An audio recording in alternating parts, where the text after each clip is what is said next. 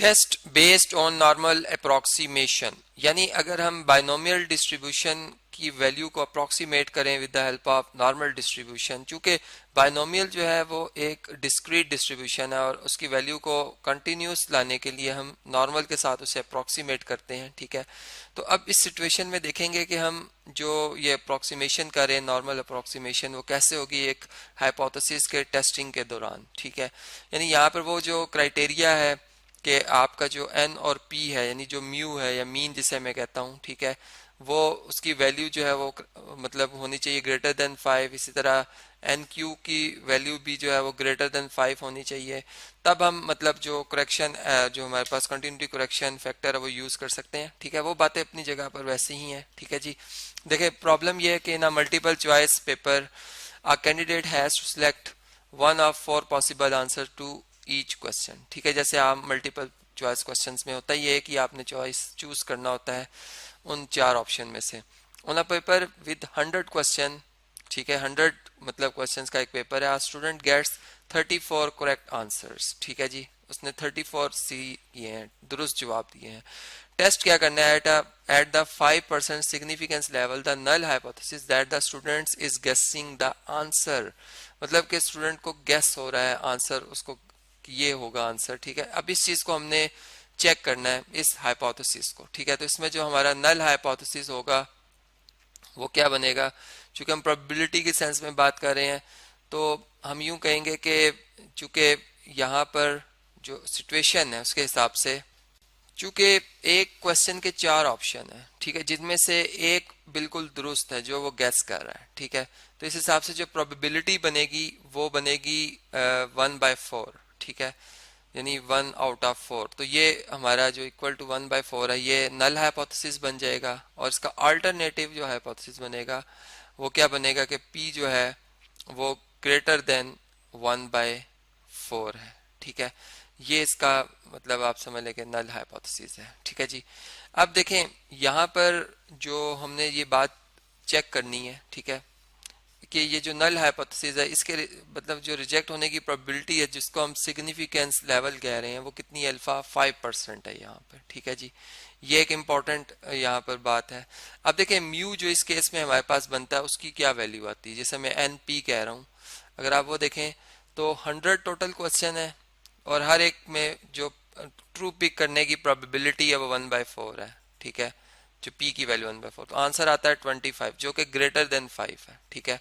इसी तरह अगर मैं वेरिएंस की बात करूं, सिग्मा स्क्वायर की बात करूं, ठीक है, जो कि एन पी क्यू है, तो फेलियर की जो प्रोबेबिलिटी होगी यहाँ पर वो क्या होगी 1 - 1/4, ये होगी क्यू फेलियर की प्रोबेबिलिटी, अगर पी जो है हमारे पास वो 1/4 हो, ठीक है। तो ये बनती है 3/4। तो यहाँ पर अगर ये वैल्यूज दर्ज कर दी जाए 100 मल्टीप्लाई बाय 1/4 मल्टीप्लाई बाय 3/4, तो आंसर हमारे पास आता है 18.75, ठीक है जी।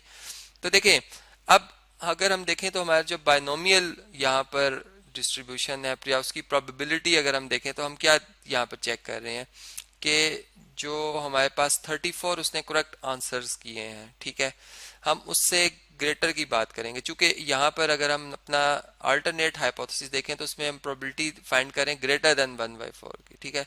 तो हम यहाँ पे प्रोबेबिलिटी लेंगे x ग्रेटर देन और इक्वल टू 34 की। तो देखिए बाइनोमियल में तो हमें अगर इसको सॉल्व करना हो तो हम पहले p x इक्वल टू 34 के लिए सॉल्व करेंगे, ठीक है, फिर plus p x equal to 35 के लिए, फिर इसी तरह plus p x equal to 36 के लिए एंड सो ऑन लास्ट में 100 तक के लिए, ठीक है। मतलब बहुत टाइम हमारा सर्व होगा। तो अब इस टाइम को बचाने के लिए हम नॉर्मल जो है अप्रोक्सीमेशन कर रहे हैं कि हम जानते हैं कि अगर हम बाइनोमियल यूज करेंगे for example x equal to x की मैं बात करता हूँ, ठीक है, तो इसमें हम चूंकि टोटल 100 है, ठीक है, 100 क्वेश्चन है, सी x लिखेंगे और यहाँ पे जो p है उसकी पावर x लेंगे और जो फेलियर है q उसकी पावर 100 - x लिखेंगे और सॉल्व करेंगे। तो कितने टाइम हमारा ज़ाया होगा यहाँ, ठीक है। उससे बचने के लिए हम क्या करते हैं जी, इसे नॉर्मल के साथ अप्रोक्सीमेट कर लेते हैं। अब यहाँ पर जो 34 है इसकी अगर बाउंड्री बनाई जाए, करेक्शन मतलब जो इसमें कंटिन्यूटी करेक्शन फैक्टर है वो 0.5 होता है, ठीक है, प्लस और माइनस करते हैं हम। तो यहाँ पर चूंकि ग्रेटर देन और इक्वल की बात हो रही है, ठीक है, तो हम यूं कहेंगे कि x greater than equal to, अगर 34 की बात करें तो इसका जो नॉर्मल अप्रोक्सीमेशन आएगी वो होगी x, जो इसकी बाउंड्री बनेगी x greater than equal to 33.5, यानी इसकी जो बाउंड्री है 34 की वो 33.5 से 34.5 तक है, तो हम 33.5 जो है वो कंसीडर करेंगे उससे ग्रेटर, ठीक है।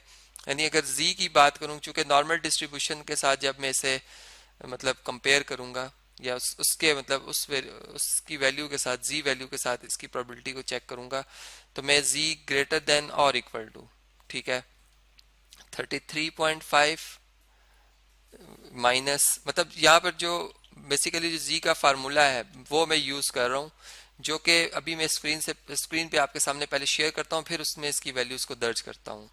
जी, ये आप देख सकते हैं कि मतलब जो बायनोमियल में हमारे पास वेरिएबल n था और p था, मतलब जिसको इनका प्रोडक्ट मीन बन रहा है, और यहाँ पे म्यू है, ठीक है। क्राइटेरिया कंटिन्यूटी करेक्शन में बता चुका हूँ कि np भी ग्रेटर देन 5, nq भी ग्रेटर देन 5, तो z के लिए जो हमारे पास है वैल्यू वो है x minus mu divided by sigma, ठीक है।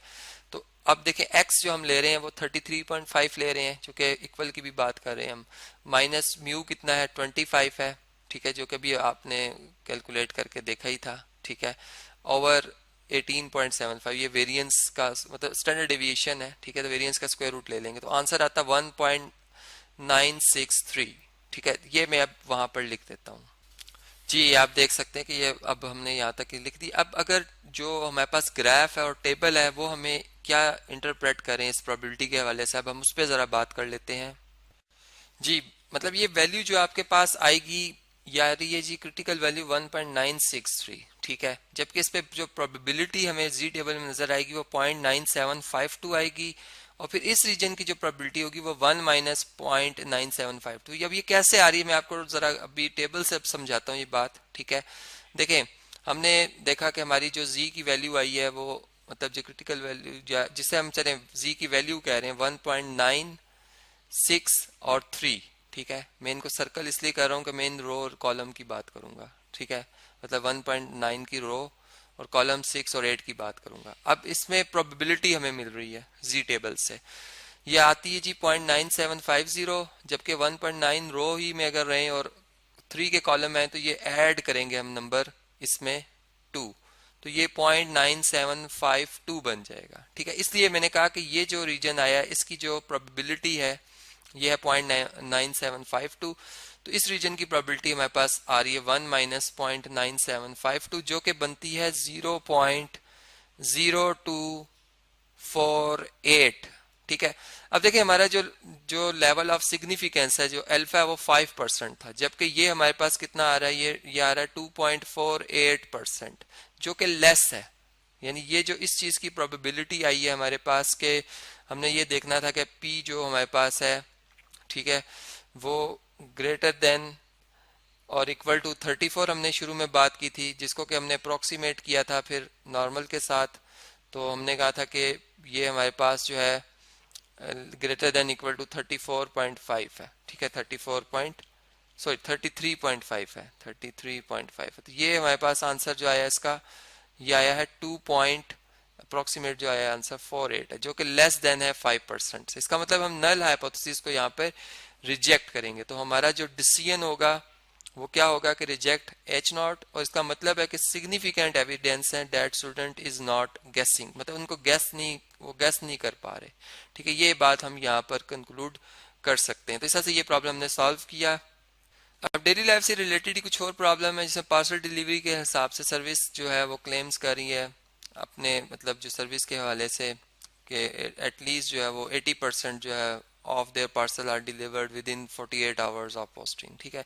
उसके हिसाब से जो नल और अल्टरनेट हाइपोथेसिस है वो मैंने बना ली है, मैंने प्रोबेबिलिटी के हिसाब से भी आपको ये बात जो है वो शो करवा दी है, ठीक है, कि इसमें चूंकि H1 जो है वो P जो है जो प्रोपोर्शन है वो लेस देन या प्रोबेबिलिटी सॉरी जो है लेस देन 80%, ऐसे हम जो मतलब प्रोबेबिलिटी लेंगे इसमें चूंकि 150 टू जो हमारे पास सैंपल से पता चल रहा है कि जो पार्सल हम डिलीवर्ड हुए विद इन 48 आवर्स, इसलिए हम इस पे प्रोबेबिलिटी 152.5 से लेस देन और इक्वल की बात कर रहे हैं। ठीक है, सेम इसके लिए जी स्टैटिस्टिक जो है वो मैंने उसकी जो वैल्यू यहाँ पर लिख दिया, आपने टेबल से सीधा कैलकुलेट करनी हो। नेक्स्ट प्रॉब्लम में भी उसकी जो मेन बातें वो मैंने यहाँ पे शो कर दी हैं। ठीक है, जिस एक जार है जिस जो कंटेन कर रहा है कलर्ड बीड्स में, कलर्ड जो उसके अंदर बीड्स मौजूद हैं। ठीक है, और इसके हिसाब से जो हमें पता चल रहा है कि जो 30% है वो रेड है। ठीक है, तो जो अल्टरनेट होगा वो यहाँ पे, सॉरी, जो नल हाइपोथेसिस होगा वो 30% होगी प्रोबेबिलिटी,